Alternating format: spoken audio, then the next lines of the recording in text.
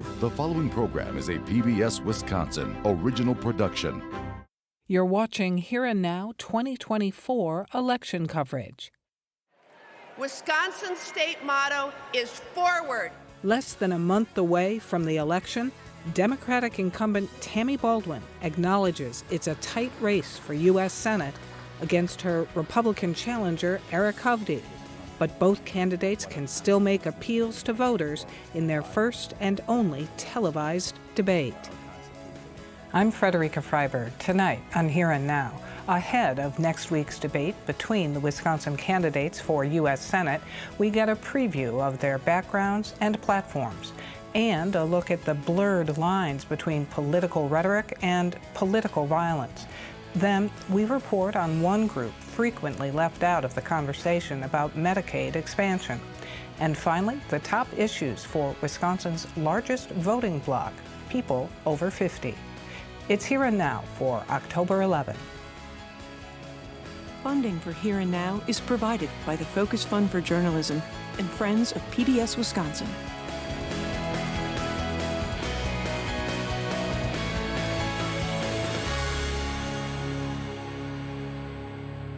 Candidates for the U.S. Senate in Wisconsin square off in a statewide debate a week from tonight. Incumbent Democrat Tammy Baldwin and Republican Eric Hovde appear on the televised debate Friday, October 18 at 7 p.m. You can watch that here and then join right after for Here and Now for highlights and analysis. Tonight, reporter Stephen Potter tells us about the candidates and where they stand.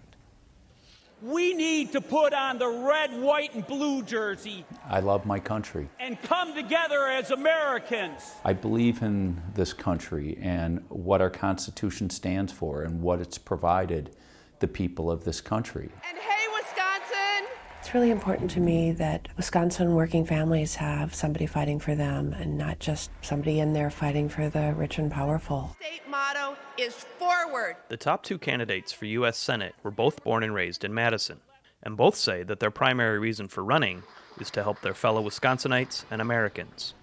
But that's where the similarities end between Eric Hovde and Tammy Baldwin. I will be a senator for all of Wisconsin. Baldwin, the Democrat, has spent more than 3 decades as an elected official, previously rising through the ranks from city council to the state legislature and then to the U.S. House of Representatives. She says what she's done and learned over those years is what qualifies her now for a third term in the U.S. Senate. The experience and the seniority matters. Oftentimes people criticize about the years of experience, but I can tell you that it is a complicated process, and the relationships that I have across the party aisle have allowed me to do really big things for Wisconsin and for the nation. Hovde, the Republican, says his decades of success as a real estate developer and a bank owner, as well as running a foundation to help children, gives him the insight to help lead the country in a new direction. I have spent my life in the real world. I've actually built apartment complexes around our state and do land development for single-family housing. So I have a wealth of experiences that can come to apply to, Washington, D.C. Democrats currently have a razor-thin majority in the U.S. Senate. The winner in Wisconsin could tip the balance.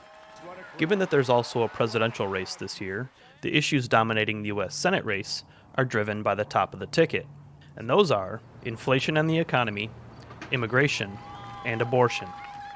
On inflation and the economy, Hovde says Democrats' government spending is at fault. We've gone through one of the worst bouts of inflation. Was all self-created by the excessive spending. We're bankrupting our country. So the first thing you have to do is pull down that spending back to pre-COVID levels. That's the very first thing. And then you have to put a long glide path of trying to reduce spending and trying to get on top of this deficit spending. Baldwin agrees that the pandemic is where inflation began, but says that's not what's driving prices up today.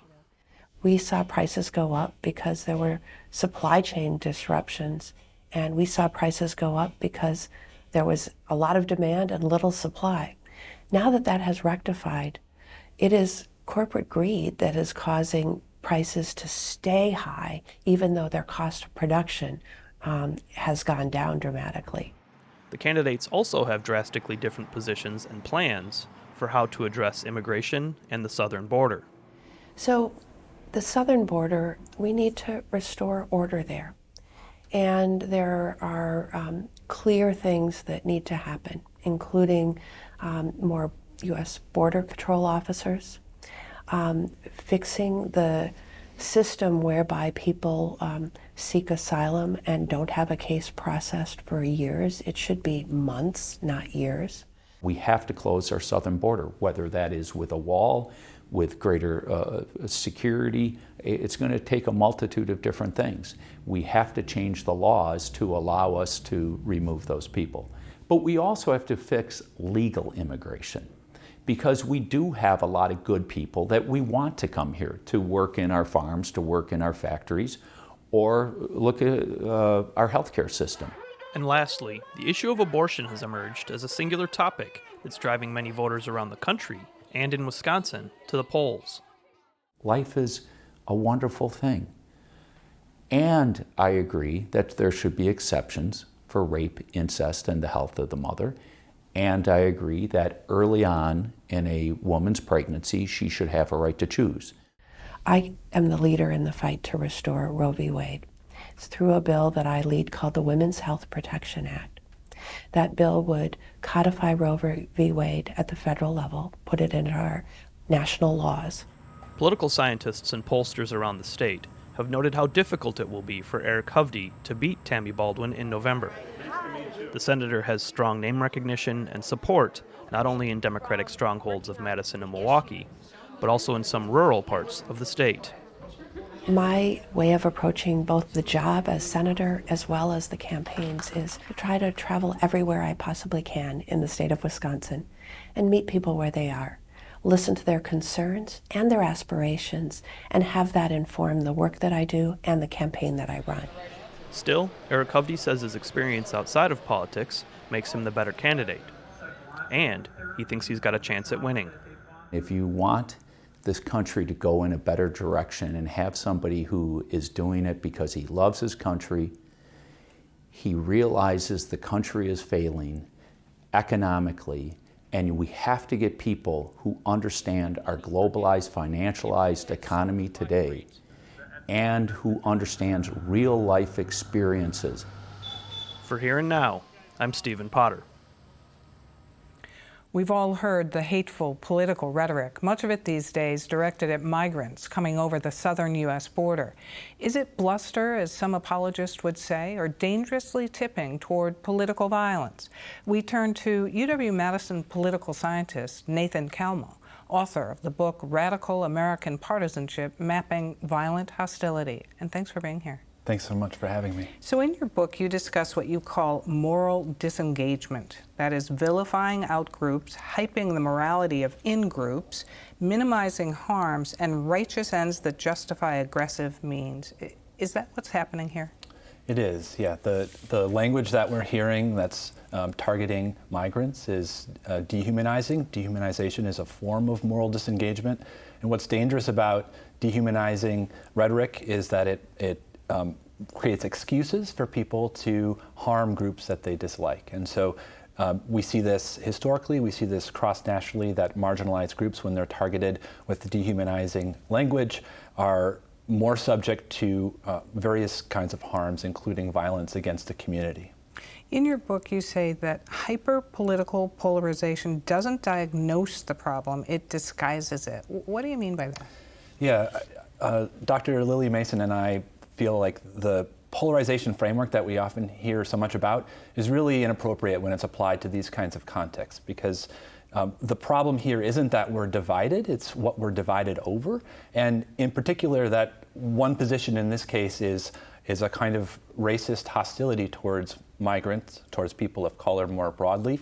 And that's just not one side versus the other side. It's something that goes against some of the fundamental values of equality and freedom in our country. And so when we focus on polarization, it creates this false moral equivalence, saying that or at least implying that both sides should find some middle ground, and really we shouldn't be compromising on matters that are about the equality and the humanity of other people. So we've all heard of the so-called replacement theory, whereby current minority populations will replace the majority white status holders in the U.S. Is this the genesis of potential violent hostility? Yes, this false and racist conspiracy theory is quite dangerous because it creates a sense of existential threat in people who have more of an us versus them mentality and feel like diversity, instead of being a strength for our country, is a threat to them personally. And this kind of conspiracy theory pushes people towards more extreme actions. And again, it forms a kind of vilification that justifies in their minds, that rationalizes harming these groups, including sometimes engaging in violent threats or violent actions, as we're seeing in Ohio right now. What cues are there from history about how ordinary citizens can be swept up in this? Yeah, this kind of thinking, these kinds of actions are unfortunately historically common. This is the same kind of thinking and rhetoric that justified and perpetuated slavery and Jim Crow in the United States. It's the same kind of thinking, white supremacy that justified ethnic cleansing of Native Americans, of excluding and discriminating against Catholic immigrants and Asian immigrants through our history. And so the danger is that on the one hand, it gets people to support policies of government that are really harmful and discriminatory against people who should be treated with humanity and equality. And it can also mobilize people, especially when they feel like they don't have the kinds of outcomes that they want through the political system, to turn to violence. And that violence can be perpetuated with or without the support of the broader government. In the current kind of political electoral scape, in terms of partisans, you say that partisans of both stripes have this kind of feeling of the other as evil. Mm-hmm. Yeah, so in our public opinion surveys, we measured extreme hostility. We felt that previous scholarship had not fully mapped the levels of extreme hostility, and so we asked about a number of forms of moral disengagement, including feeling like the other side is evil. Basically, what we found starting in 2017 was about 40% of Democrats and Republicans had that view of their political opponents. That number has risen, at least among Republicans, in the years since. Last year, our survey showed about 60% of Republicans were endorsing this view that Democrats are evil. Still about 40 to 45% of Democrats were saying the same thing. I think that's a worrisome level of political hostility. But I think it's important to keep in mind the distinction between thinking of people as evil and thinking of actions and ideas as evil. And the distinction there is that while it's probably inappropriate to see people as being wholly evil, there are certainly actions, including racist violence, that could fairly be characterized as evil, and that should be condemned in pretty strong terms, if not evil. All right. Very interesting. Nathan Kalmo, thank you so much. Thanks so much for having me. For years, the debate to expand Medicaid in Wisconsin has been shut down by Republicans refusing to consider it, even as a new report from the Wisconsin Policy Forum says it could save the state $1.7 billion. One population that Medicaid serves but often feels left out of the conversation are people with disabilities, many of whom are pitted between earning a fair wage and keeping their Medicaid benefits. In a collaboration with Wisconsin Public Radio's America Amplified project, Here and Now's Aditi Debnath is reporting on questions voters are asking this election. This is the third story in that series. This is part of their day, this is part of their routine. They enjoy that paycheck at the end of every 2 weeks. Laura Papke runs a job skills building program for people with developmental disabilities. We are their day service provider, so if there are days that there is not work available, we'll do some vocational workshops. Papke's program, called TTI Industries, is one of 49 employers in the state with a special certification known as 14C. It allows her to pay workers with disabilities based on their productivity, even if that comes out to less than the state minimum wage of $7.25 an hour. That pay arrangement, however, doesn't sit well with advocates like Beth Swedien, executive director of the Wisconsin Board for People with Developmental Disabilities. Our position is that people with disabilities should be working at similar jobs to other people based on their interests, and that they should get compensated at market rates. Paying workers with disabilities less than the minimum wage has induced controversy across the country, causing 13 states to eliminate those kinds of private employers altogether. So my brother's name is Matthew, and he is 46 years old. He's been at TTI Industries for at least 20 years. Christina Miller lives with her brother Matthew, who enjoys his work at TTI. She says that even if he earned minimum wage, he wouldn't be able to get ahead. If he makes above a certain amount of money, his SSI benefits automatically get reduced. And he then is also subject to losing his Medicaid benefits. She's found the debate over 14C employment programs for disabled workers to be frustrating. Since everything has started with trying to eliminate the 14C certification, the managed care organizations putting more restrictions. Managed care organizations are the decision makers for how Medicaid dollars are spent, which includes funding for TTI Industries. In 2014, federal regulations forced Wisconsin to increase the age requirement to participate in 14C programs from 18 to 25. This change was aimed at getting younger adults to seek standard jobs before turning to sheltered workshop employment. Like any complex social problem, there's no silver bullet solution. Swedien says Medicaid expansion could improve these programs. That money could be invested back into wages, benefits, and other supports. This would eliminate one of Christina Miller's main reasons for favoring sub-minimum wage work for her brother, fear of losing his Medicaid benefits. We should be fighting for no caps on their Social Security benefits, for not having caps for their Medicaid benefits. So they can get these community jobs and work and not worry about losing their benefits and having, those cut or reduced because now they're making too much money.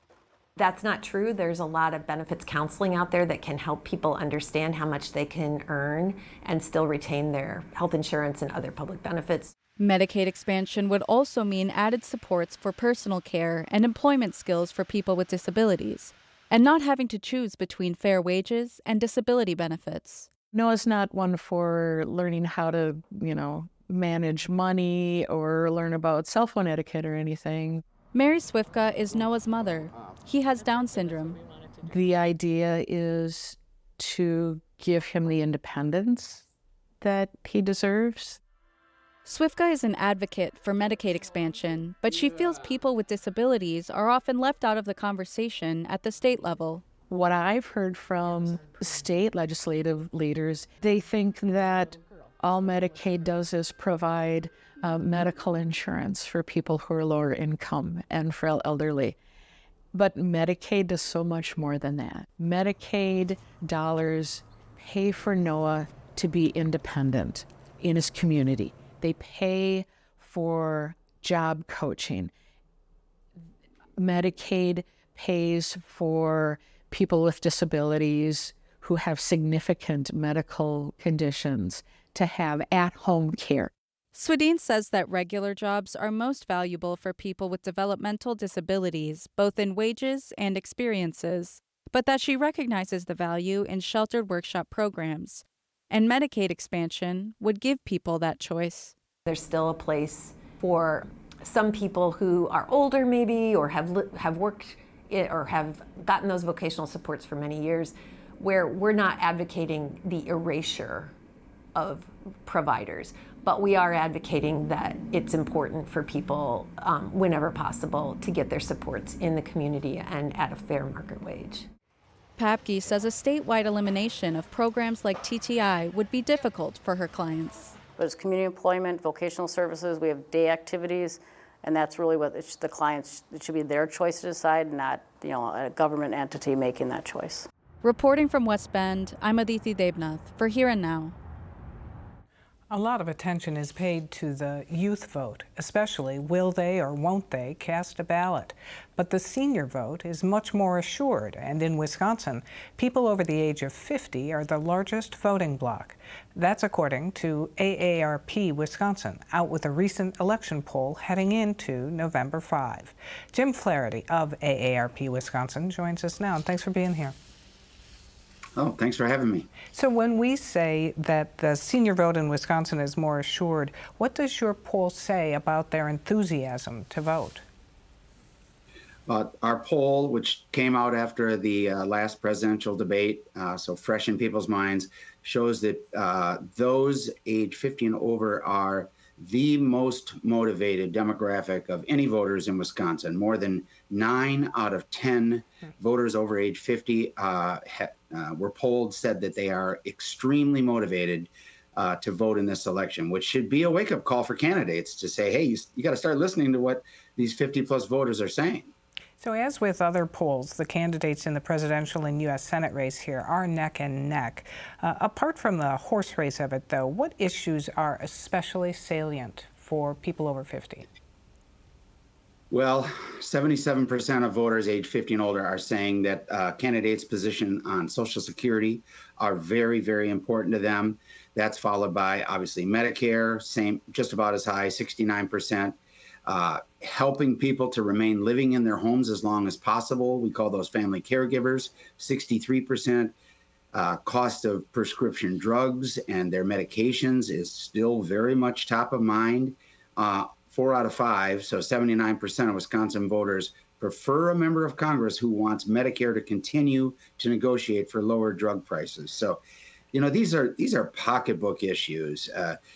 Can I afford to pay for my monthly medications while also paying rent and food? A lot of people have to cut their pills in half just to be able to get by. There's a lot of people struggling across Wisconsin, and it really is time for candidates to pay attention to that. If I may, for just a second, family caregivers, there's about 600,000 of them in Wisconsin. These are folks who are raising their own families, they have their own jobs, and they're helping out loved ones so that they can remain living in their own homes and communities as long as possible. We call these the unsung heroes of Wisconsin. They do things like helping loved ones with meal preparation, medication management, bill paying, transportation, bathing sometimes, driving them to church and to the grocery store. Without these family caregivers, which we refer to as the backbone of Wisconsin's long-term care system, the whole system would fall apart. Obviously, there will always be a need for assisted living and for nursing homes, but family caregivers are the heroes of Wisconsin. And as the state gets older, AARP believes that the state should do more to support this group. What kind of supports for allowing people to live independently at home would get older people's vote? That's a great question. And at the state level, AARP is advancing an idea called a caregiver tax credit. The governor has had it in his last 2 budgets, but it's been removed later in the process by the Joint Finance Committee. This would be a $500 income tax credit that would go to family caregivers, and it could help offset some of the costs that they incur while providing this care. Family caregivers spend about $7,000 a year out of their own pocket to help their loved ones remain in their homes. This tax credit can help them with costs such as, putting in a handicap ramp or a shower bar, or any costs that they incur while providing care for a loved one. They could write this off to up to $500. And we think that this is something the state legislature really needs to look at. So meanwhile, heading into Election Day, how are seniors faring in Wisconsin right now? Well, like I say, many are struggling. We, AARP Wisconsin, we're the state office of a huge national office, and we go all over the state. So we host events at fairs. We were at the Iola Car Show. We've been in La Crosse, Madison, Kenosha. And folks are telling us, they're struggling. They really want candidates to listen to their concerns. And most of them are pocketbook issues. They are concerned about the economy, utility rates rising without them having a say in it. They want to be able to have somebody who has their back. And that's what these candidates can provide, is saying, we understand the struggles that you are going through as an older Wisconsinite, and we've got your back. And, you don't have to talk to ARP. You can talk to anyone on the street to know that Wisconsin is getting older. More and more baby boomers are retiring every single day. And so we're going to have an older state, and we got to do things to support them. Some things like making sure we have high-speed internet in every community across the state. That is no longer a luxury, it is a requirement. Folks who aren't close to hospital systems or clinics, they rely on telehealth. So that's how they can communicate with their doctors. It mitigates social isolation so that these folks can talk to loved ones. Broadband expansion is huge for Wisconsin seniors, and it's something that needs to be addressed. All right. We leave it there. Jim Flaherty, AARP Wisconsin, thank you. Thank you. For more on this and other issues facing Wisconsin, visit our website at pbswisconsin.org and then click on the News tab. To see all of our election coverage, visit wisconsinvote.org. That's our program for tonight. I'm Frederica Freiberg. Have a good weekend.